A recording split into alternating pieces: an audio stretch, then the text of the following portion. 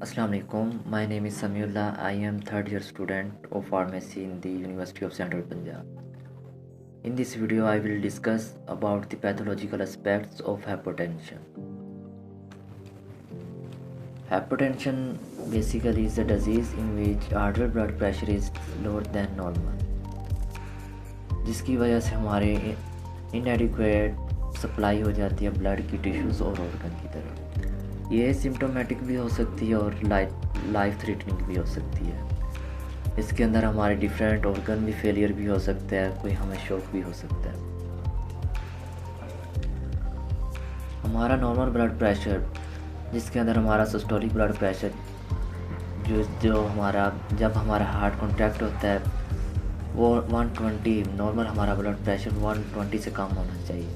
और diastolic pressure blood pressure जिसके अंदर हमारा हार्ट रिलैक्स होता है वो 80 से कम होना चाहिए। लेकिन हाइपोटेंशन के केस में हमारा सिस्टोलिक ब्लड प्रेशर इतना कम हो जाता है कि वो 90 से कम हो जाता है और डायसिस्टोलिक ब्लड प्रेशर 60 से कम हो जाता है।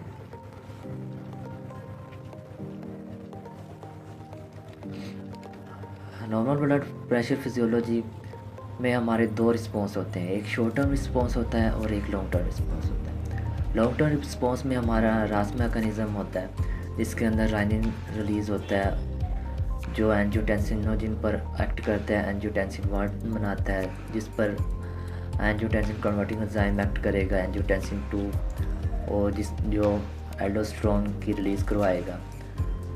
उसके बाद एंटी डायूरेटिक हार्मोन की रिलीज़ करवाएगा जिसकी वजह से हमारा फ्लूइड रिटेंशन होगा, वाइजोकंस्ट्रिक्शन होगी, बीपी हमारा इंक्रीज़ होगा। और इधर शॉर्ट टर्म रिस्पॉन्स की बात करें, इसके अंदर बैरोरिसेप्टर हमारे इन्वॉल्व होते हैं जो डायरेक्टली इन्वॉल्व होते हैं हमारे इंक्रीज़ बीपी के अंदर और कार्डिक आउटपुट के इंक्रीज़ में होते हैं।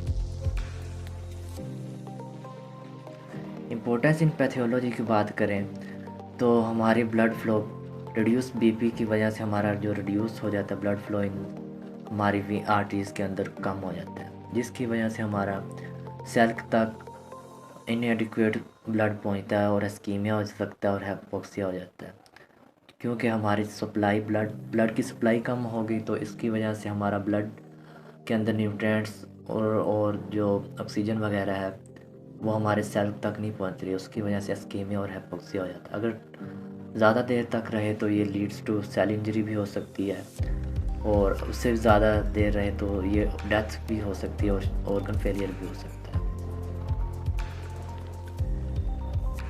क्लासिफिकेशन ऑफ हाइपोटेंशन 4 टाइप्स होती हैं, orthostatic hypotension, newly mediated hypotension, severe hypotension, chronic hypotension. Orthostatic hypotension occurs on standing from sitting और लाइंग पोजीशन। ऑर्थोस्टैटिक हाइपोटेंशन तब होती है जब अक्सर हम लेटे होते हैं या बैठे होते हैं, उठते हैं तो अचानक हमारा बीपी लो हो जाता है। ये ज़्यादातर डायबिटिक पेशेंट में होता है या बूढ़े लोगों में होता है या जो कोई एंटी हाइपरटेंसिव ड्रग ले रहा हो उसके अंदर होता है। Chronic hypertension severe hypotension life threatening condition होती है जिसके अंदर इनएडिक्वेट टिश्यू परफ्यूजन हो जाती है और एसोसिएटेड विद हाई मोर्टेलिटी। इसके अंदर हमारे जो ऑर्गन होते हैं इन्वॉल्व वो ब्रेन और हार्ट और किडनी, इनको ब्लड नहीं पहुंच रहा होता जिसकी वजह से सीवियर हाइपोटेंशन, इवन कि हमारे ये इतने बड़े वाइटल ऑर्गन्स हैं इनको ब्लड नहीं पहुंच रहा तो इसकी वजह से डेथ भी हो सकती है इन ऑर्गन्स की।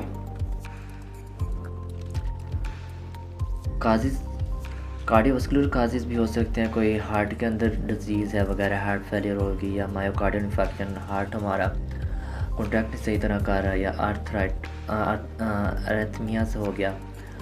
उसके बाद ब्लड वॉल्यूम लॉस, हमारा ब्लड के अंदर कोई आ गया हेमरेज वगैरह, ब्लड लॉस हो गया या डिहाइड्रेशन, कोई डायरिया वगैरह हो गया या कोई बर्न कोई हमें हो गया, न्यूरोजेनिक और एंडोक्राइन कोई फैक्टर हो गए।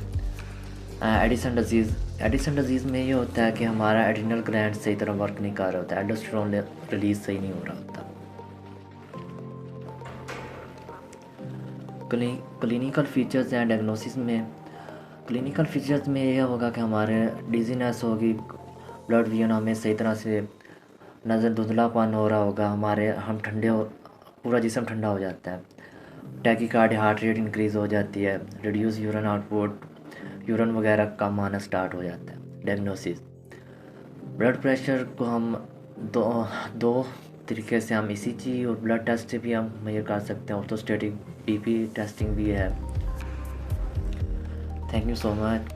मेरी वीडियो को लाइक करें और इस चैनल को सब्सक्राइब करें।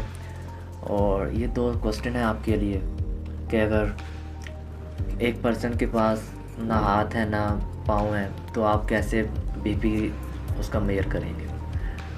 और जो सेकंड क्वेश्चन है वो ये है कि अगर कोई आपकी फैमिली में हाइपरटेंशन का मरीज़ है तो आपको कैसे पता लगे, आप कैसे उसको आइडेंटिफाई करेंगे और कौन से आप स्टेप लेंगे। उसको, आपके पास कोई डिवाइस नहीं है तो आप उसको कैसे मेजर करेंगे, उसका मतलब उसको डायग्नोस कैसे करेंगे, और उसके बाद आप उनको, उसके लिए ट्रीटमेंट क्या होगा आपका। Thank you so much.